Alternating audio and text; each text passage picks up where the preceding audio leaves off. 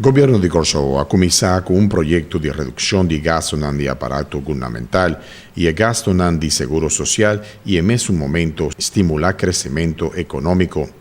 E sa che ha contribuito al crescimento del prodotto interno brutto di 0,4% durante i due quartali 2015, di acuerdo con il presidente del Banco Central di Kosovo, Martin Dr. Ainsley Trump, nel boletín quartal del Banco Central.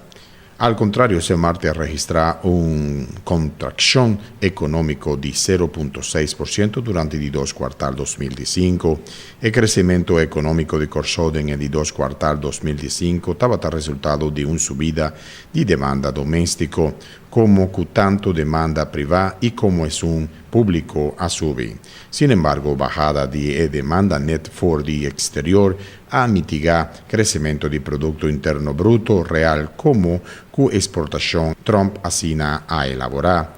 E subida de demanda privada bata únicamente para motivo consumo como cu inversión cu baja. Mientras tanto, es subida de inversión de gobierno, entre otros, construcción de hospital nuevo a causa un aumento de demanda público.